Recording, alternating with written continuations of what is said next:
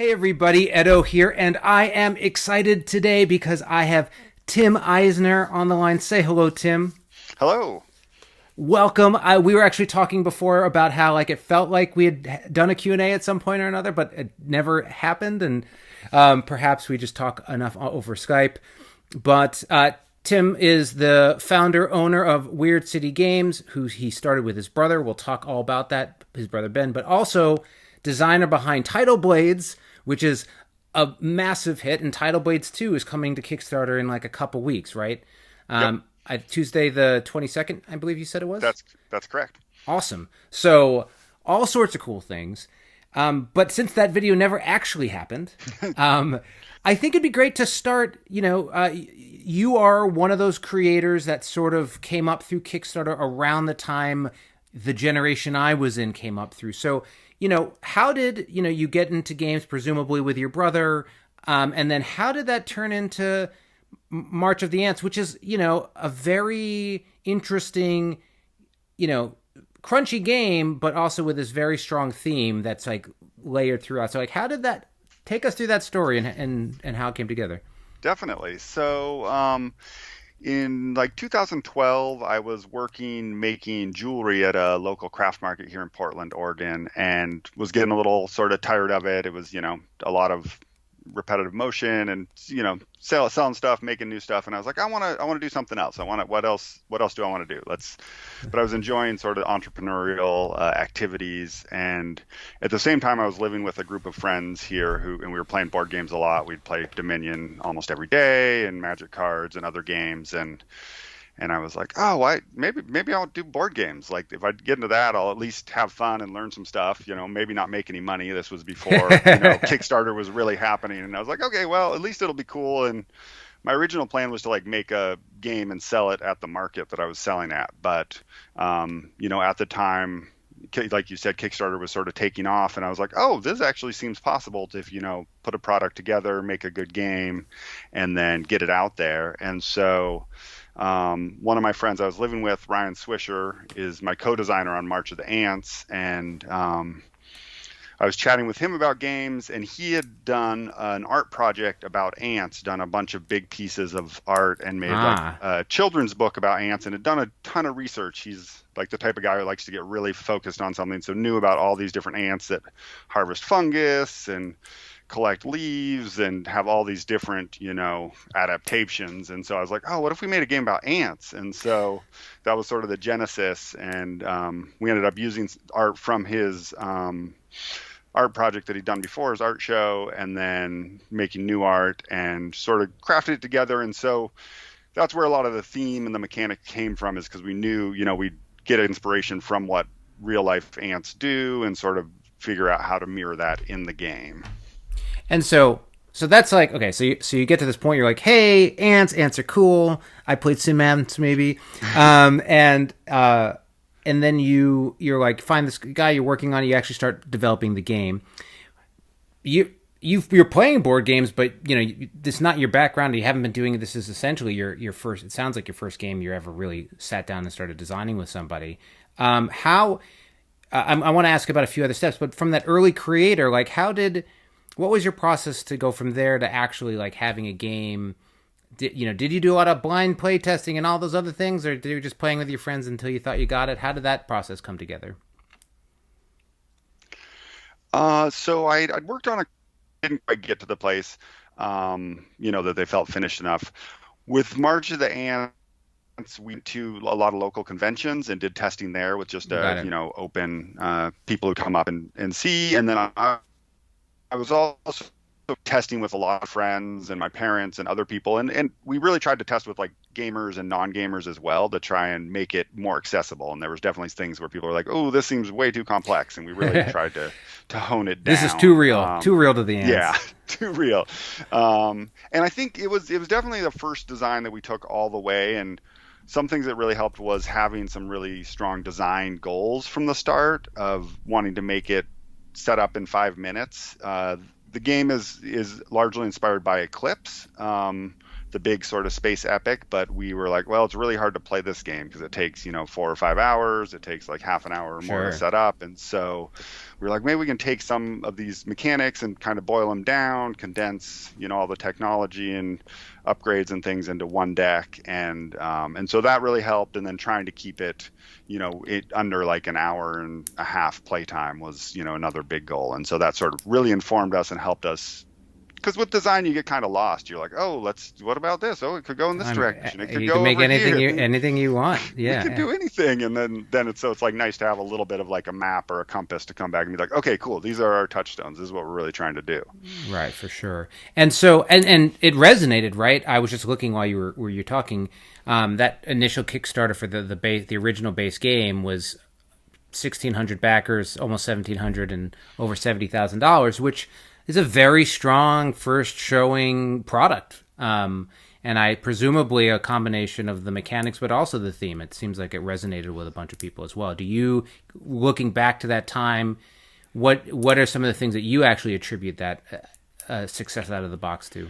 I think, like you said, the theme definitely, I think that sort of stood out quite a bit and appealed to sort of people really interested in biology, more of a scientific bent, people that played SimAnt for sure. We got a lot of people being like, oh, I just love SimAnt. I'm going to get this.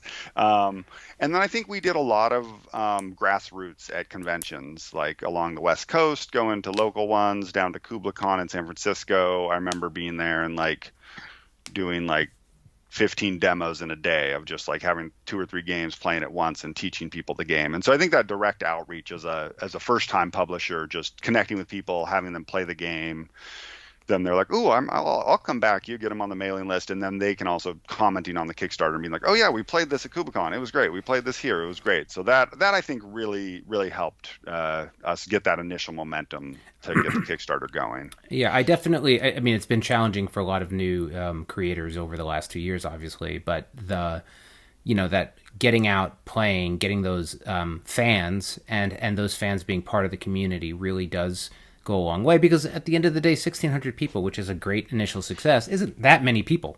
Right. So, a couple people know a couple people know a couple people, and you're starting to add up.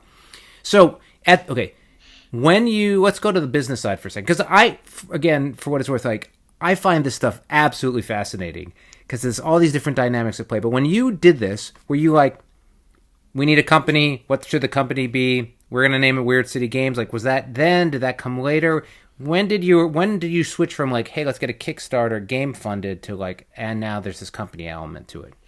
That was an interesting part of the sort of origin story is in Portland, there was a nonprofit, Mercy Corps, that had business grants for business development. And so while I was transitioning away from jewelry and looking for a new business, I took some business classes and had to write a business plan and was like, oh, do I want to start a food cart or start a game company, or what do I want to do? And so I ended up writing the company, giving a pitch for what the company would be, and came up with Weird City Games because I was thinking of making sort of very Portland-centric games at the time that I could sell at the market. And we're known as like the Weird City, Portland. So that's where that came, and that sort of helped me start off with. And did you get a grant?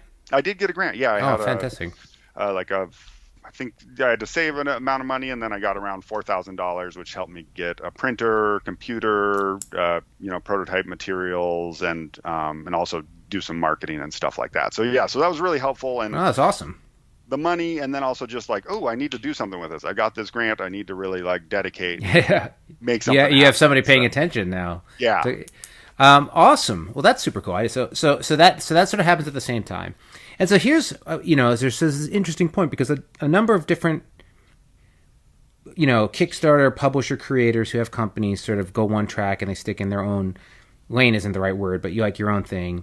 But at some point, I mean, obviously, when you can tell the story, but at some point you start pitching designs to other publishers, right? So Weird City Games continues.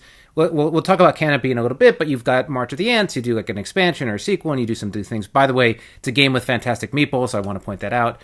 But how did it then shift into Tidal Blades, or like what point were you like, we want to make games, but we're going to work with other people with other studios, like Druid City Games at the time, or whomever? Yeah, so that was after the first campaign, I was, I I wasn't actually working at the time. I'd saved up some money, was able to just focus on games. But then delivering the Kickstarter, doing the Kickstarter, I was a little burnt out, and so I Sure. ended up being like, okay, I'm just going to get a job. Got a job at a preschool, started teaching, and kept working part time on it. Um, and then my Little Pig, which was my first game design, I got ready for Kickstarter, got the art all ready, and I ran a Kickstarter for that, and it failed. It didn't fund. I think the marketing, the way I pitched it, whatever reasons, Kickstarter's great for that. It's not fun to have happen, but it's great to let you know No, that like, sure. oh, this product's not ready for market.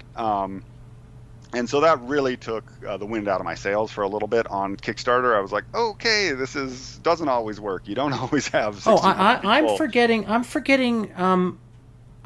Grimm. You designed Grimm.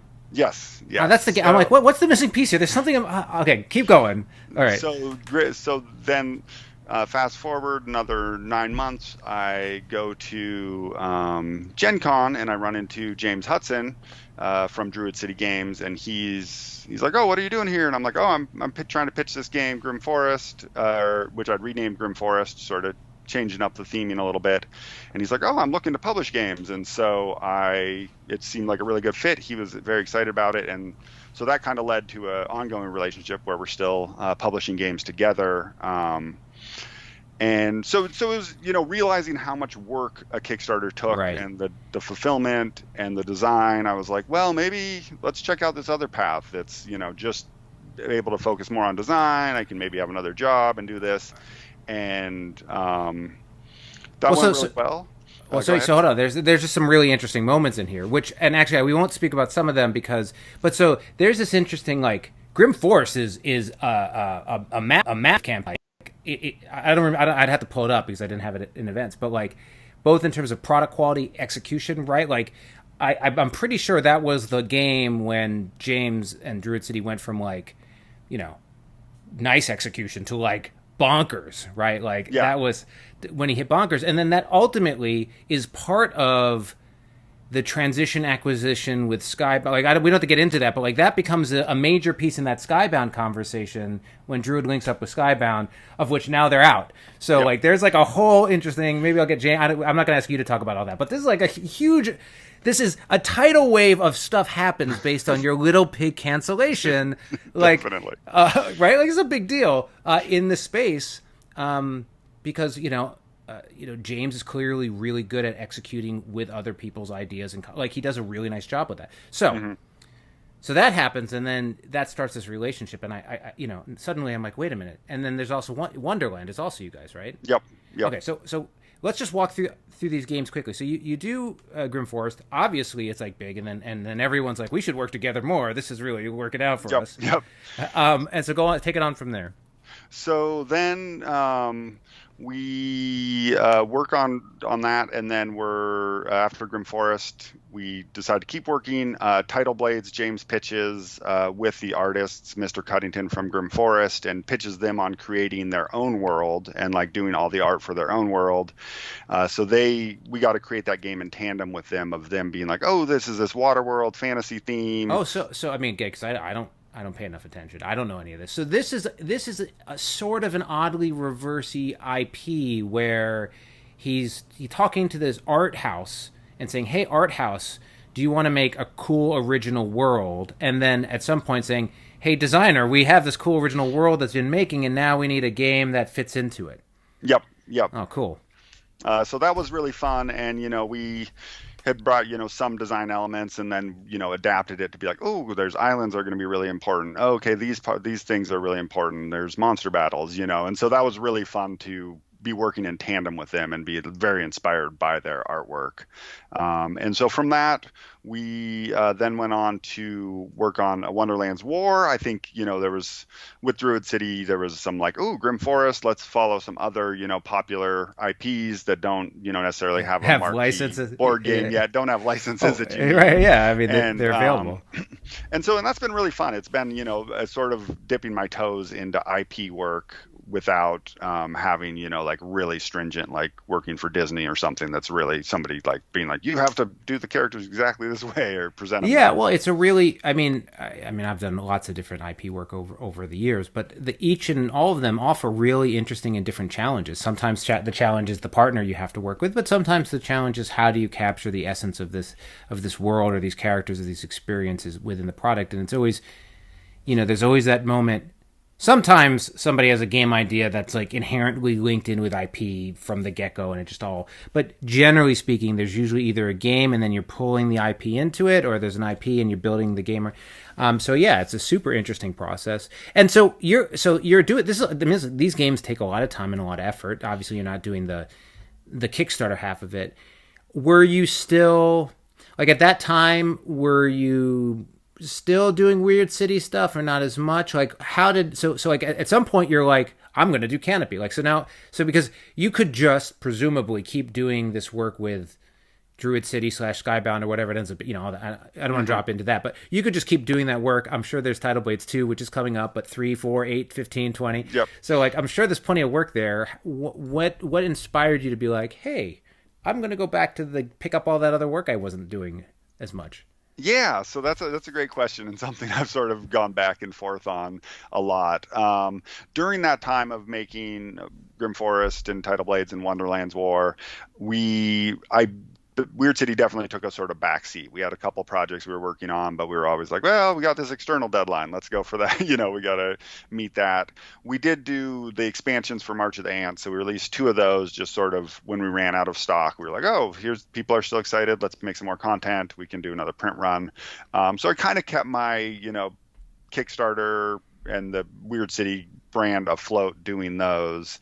And then, the last expansion for March of the Ants was pretty successful. I had kind of run out of stock, so I was just trying to sell the remaining stock and do a very small expansion, and then ended up there was enough demand that I did a reprint, and it was a very successful campaign, or more successful than any of the previous ones. And so I was like, I do miss Kickstarter. I do like having some full control of the product and full control of timing, because even with a close partner like Druid City Skybound, projects would get pushed back or rearranged, Sure. or things take longer. And so being independent, I'm lucky to do this full time, and being dependent on, royalties and the games getting produced or going to Kickstarter is tricky. And so having a little bit more control of that process, both artistically and just time wise, was really appealing to me. So, and so then I geared up to do Canopy. That was an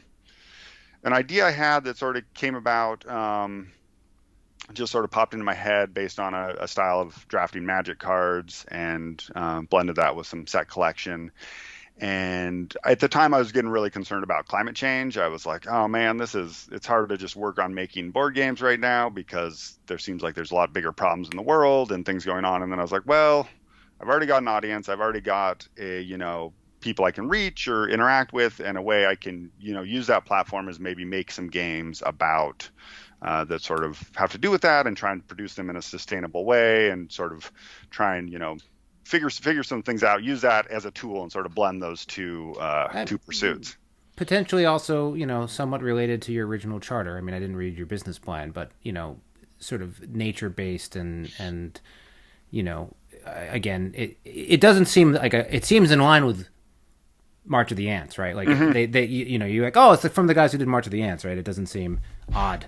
Totally. And so, okay, so you decide to do that, and it's very interesting because there are a lot of, like Steve Finn, who's another person. I mean, he's probably a generation before us, but he he's also in that Dr. Finn's games. He makes games, but then he also publishes with other publishers and ships, pitches designs and does all that. So is it, but he sort of like keeps them both in parallel, and he's done it pretty much for a long time. Would you like? Are you still like? So obviously, Tidal Blades 2 is super excited. Do you see it as a dual track where as you go forward, you think you're like, hey, I want to do an independent thing. Maybe it's whatever, it fits the Weird City brand, and I'm really passionate about XYZ, and I want to do it on my terms. I'm going to do it, and then I'm also going to be doing these other designs at the same time, or do you see one sort of shifting away? That's a great question. That's really the $1 million question for me. I've kind of tilted back and forth, been like, oh, I'm really just going to focus on publishing with other people. Oh no, I really want to do this company, and so I'm a Gemini, which I don't believe that much in the zodiac, but it does seem to be true for me that I often like go back and forth on different arguments and different directions. But I think, ultimately I'd love to sort of grow Weird City a little bit and be able to have one or two other employees that I could work with consistently, and to release just mostly games that we've designed in-house. And I think that kind of just, it depends on like the success of a Kickstarter, because, or the success of a game. If I have a game that becomes a hit and feels like I have enough consistent revenue to employ other people, then I would sort of take that leap to grow a little bit. I don't think I'd ever really stop working with other publishers completely. I think I've created a bunch of titles, and hopefully there'll be some room for expansions for those. And then there is something really nice about having an outside publisher sort of supervising, creating deadlines, Sure. giving that feedback is really nice. So, and something I've been talking about with my brother recently is it's just like a lot of publishers, like, and Pencil First is like, oh, we get designs from other people, you contribute a lot to them, but getting outside, trying to design the games myself and then meet all those other marketing and production and manufacturing deadlines is just an added stress of like, I don't think the game's ready, so I'm just going to keep working on design a bit, but now we're missing these deadlines,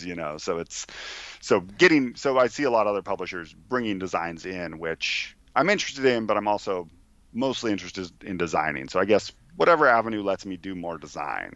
Yeah, I think that, I mean, it's an interesting choice, an interesting decision. Obviously, the more partners that you bring in, the more payments you have to put out, right? Like, it ultimately takes away from to the extent you were able to do everything on your own 100%, the more other folks you bring in, the more it takes away from the long-term margins on the product, which is just part of the consideration. I think, speaking for myself, one of the realizations that I've come to over the years is like, I'm a far better game maker than I am a game designer. And so for me, there isn't. I mean, I do a ton of development. I collaborate with designers all the time who work on the games that we do here, and there were some other ones that I did by myself. But if I can work with somebody who's just way better than I am at X, Y, or Z, I will. Like, I mean, a great example of that is Skull Hollow Mall Peak, which is we have a Kickstarter coming. It's like almost right after yours, but nice.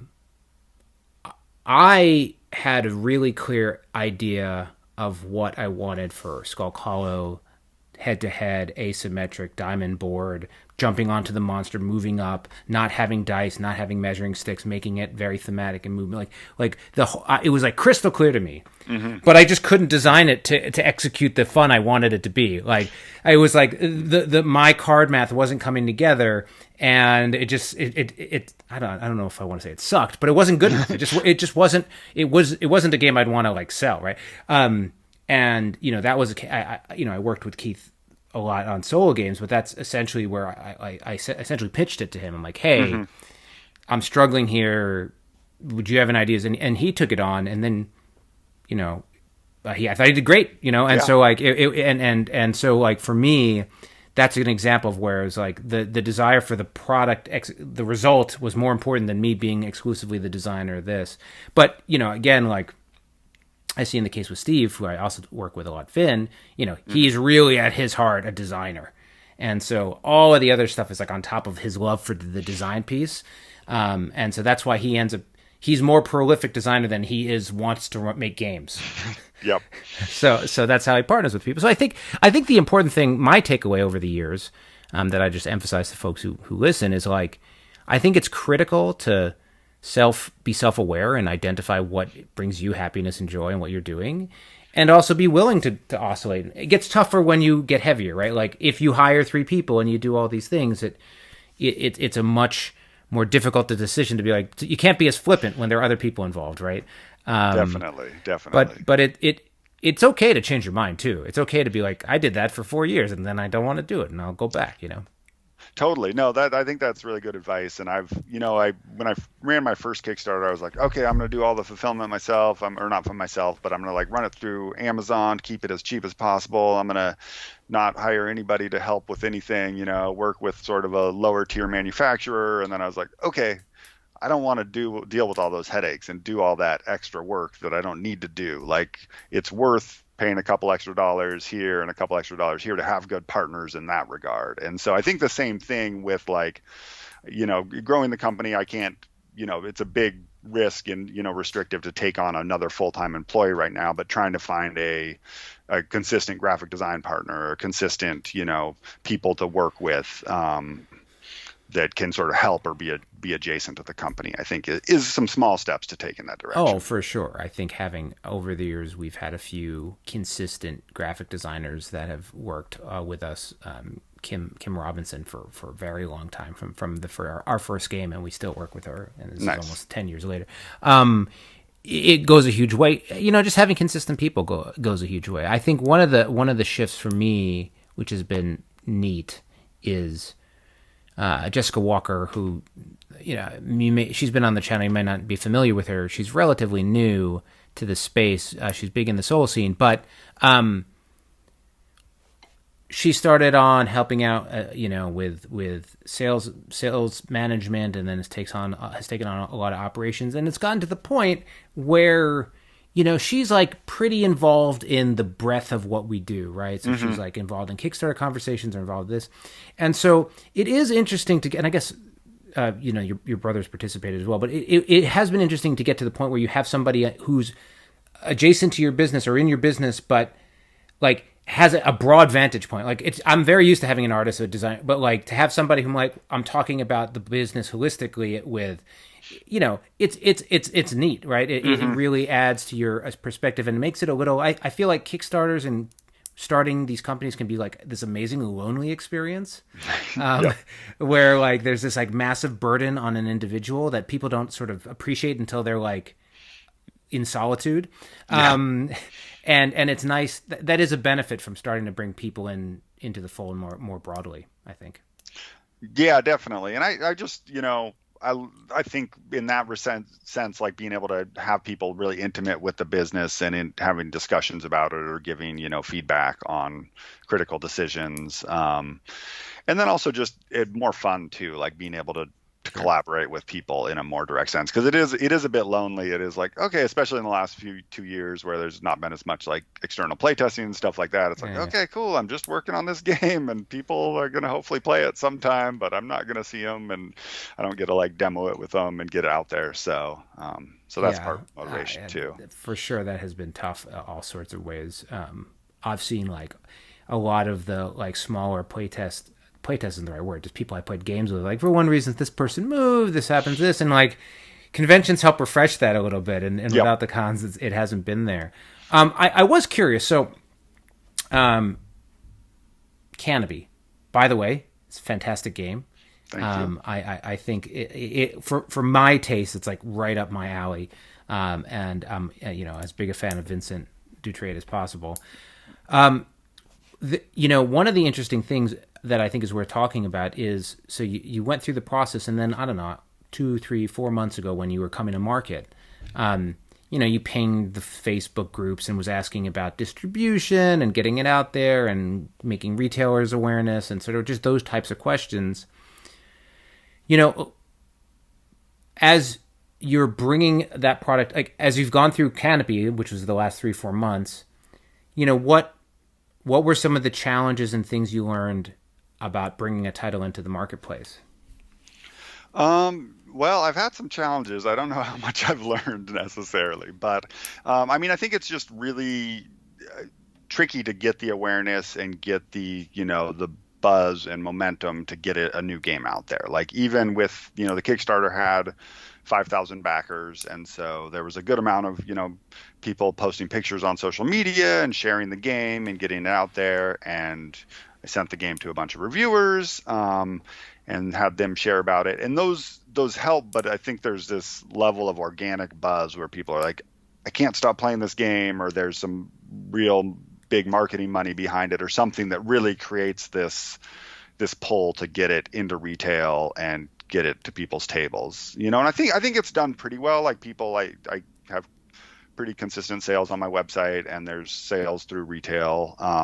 It hasn't been like gangbusters like Calico or Cascadia or some of those flat out games that have really sort of taken off and been like, oh, they're out of print, they're getting a reprint, they're getting their third print. But I think it's done pretty steady. So, I think talking with you back in December about building retail relationships directly with people is important, and something I'm looking to do more of how to connect with stores, what can I offer them, or what ways can I help them learn about the product, because even in Portland there's like 4 or 5 game stores, and some of them didn't know about the game or hadn't carried it, and so I was like going in and dropping it off, and it's like, oh, these people I think would love this game. It seems like it'd do well here, but they just, there's so many new games coming out. It was on Kickstarter, so they haven't even heard about it yet. So it's just like, oh, how do I make people aware that this game can sell for them and can be on their shelves, and that people be interested in it, and I think going into some stores around Christmas time really made me, the game stores put out their best sellers and their hottest games, there. So there's like Catan and Wingspan, and, in the 2-player category, which Canopy's in, there's Morels, which I think is a fantastic game. Very much enjoy it. But I think Canopy can easily stand up next to it. And a decade old. Yeah, definitely. Because it's got some old style. But I think Canopy could easily stand next to it or sell as well as it. But stores just know about Morels. People have know it, they play it, they can easily be like, oh, here's a 2-player game, where they don't know about Canopy. So the question is like, how do I get them to learn about that? How do I build that, enough awareness that it can continue to sell and continue to be of interest to stores? Yeah, there's a couple interesting things that you said that is worth touching on. One, I mean, I think you actually have a unique opportunity within your specific market city, in that you're sort of the whole essence of your company is bound to it in a certain regard. Mm-hmm. And it happens to be a very prolific gaming space. So the getting to know and being, you ought to be known by the stores in the region. So that's an opportunity. I think, one of the interesting things for me is I went to a game store. I don't know. I was telling, I think, Keith this maybe a couple weeks ago. I went to a game store, 2-3 weeks ago. And, you just walk in and there's so many games. They all look fantastic. Every single box, I'm like, oh, that game looks great. That game looks great. That game, I mean, it's crazy. It's crazy. Yeah. And, there's 2 versions of that. Like, one version is like inspirational, where you're like, yeah, look how good games are doing. The other version is just defeatist, where you're like, why even compete in this world anymore? And like, you go through those emotions. The other interesting thing that I was struck by was I ended up picking up 7 Wonders Architects, and I actually haven't played it yet, but I opened the box and check it out, and I don't know if are you familiar with it at all? I'm familiar. I haven't played it, but sure. In the box is like they're probably not Game Trays branded, but like Game Tray style containers with a bottom, a lid, a little card thing for like the cards to be put in so you can pull them out. And then all of the buildings in front of you're building are a punch board, but where they're the actual shape of what you're building, and you're flipping over the pieces, and they all fit in each person's little container, and you get your own container, you put a sticker on top. And, it's like the dinosaurs finally have caught up to what we all did, and James is certainly a leader in driving this. So I mean, I don't know if it was a direct reference, but like what folks like James and Jamie and real Kickstarter drivers, how they've changed the board game space. But then it's like, and now all the old fogies now all know how to do it too. Mm-hmm. So like even all that, like there's a period where what you got from a Kickstarter stood out in quality, components, and even like a level of visceral fun and visual execution that like is totally missing from board games. I feel like that generation of creators, and it's way larger than the names I named. Those are just like people I talk, but like leveled up board gaming, and the rest of the older industry that had been around has caught up, and now just everything looks like there's like, anyway, I was just like, what, again, that that balance between why try and being inspired. Definitely. No, I empathize with that a lot. I mean, it's awesome that there are so many games and that they do have, that tactile visual. The art is just like amazing from where it was, like 10 or 15 years ago. It's just like, oh, there's way more diversity. The quality of everything is higher, and it's just, but it is also, intimidating as well. It's like, well, why do we need another game? I'm not even going to be able to play these all. So yeah, it's almost like, should I be making games or should I just go play these games? Totally. Then I think about like books and movies where there's just like so many released, and I'm like, okay, well, part of it's just for making it, and not part of it's like, well, we can improve it gradually and add something to the conversation. And it's just sort of that moment. But anyway, so I digress. So and that's Canopy. And so do you again, Tidal Blades 2 is obviously going to be monstrous. And also talking about a game that's, I mean, I don't think I have it here anymore. I think I put it in storage, but it's such a big, huge, maybe it's up there. For a while, I just like had it up there, and at some point, like there's so much production value. Like again, like Keith released Role Player Adventures, and it's just sort of like, how this is like so much work, man. Like I think I look at a game like Skull Hollow or Mal Peak, I'm like, that's a lot of work, but these games are so much work.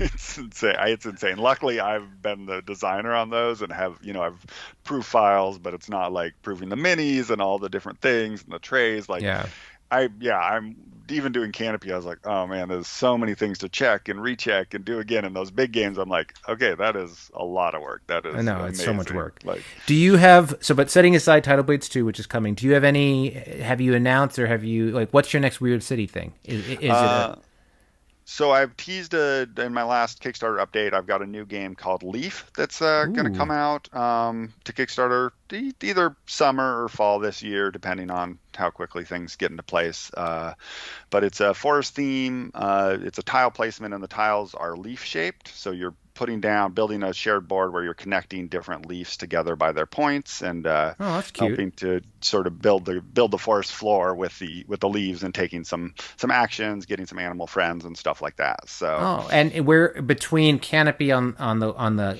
pretty lightweight, even though it's not that lightweight, but pretty lightweight, and March of Ants, which is like over here. Is it closer to March of Ants, or is it closer to Canopy? I think it's closer to Canopy. It's kind of, that's the part the design I've been sort of doing a little bit of like, tweaking with like pushing it up a little bit to be like, maybe, we want customizable animals that players can upgrade, and then like, I do want it to be simpler and just approachable by everybody. So I think it's going to be closer to Canopy. Definitely like maybe in the middle of the two of them, sure. Probably leaning a little bit towards Canopy. Well, you have a box size between those two. Yeah, and the box size somewhere in between those two probably is what I'm looking for. In general, I've been trying to, contrary, to all the big games I've been doing with Druid City and Skybound, I've been trying to do some lighter games just to be able to play them with a wider group of my friends and to have them appeal to more people, I think and they're easier to design in some ways. They're not always easier, but they're less moving pieces. So, yeah, I mean, so I got that coming up, and then, at some point, I'll be doing a sort of a follow-up to Canopy that's not a expansion, but sort of spiritual successor. Kind of a Rising Sun to Blood Rage style thing of like, this is same world or same same aesthetic, same style. I mean, certainly if there are mechanics you really enjoy, going back to them, there's no reason not to. Awesome. Well. Look, thanks so much for being on. I think it is awesome to learn about what other creators are doing. I'm sort of stunned that like I hadn't learned all these stories before, but now's as good a time as ever. So thanks so much for being on. Definitely. Thank you for having me. It was a pleasure catching up. Always a good time talking with you, and nice to share and revisit some of these stories and share some insights. Awesome. And thanks everybody for watching. Okay. Thank you. Bye. Hey everybody, Edo here, and thanks for watching Gaming with Edo. Reviews over here on this playlist, League and Insider videos over here on this one. Subscribe, share, all that good stuff. But most importantly, play some great games. Thanks. Bye.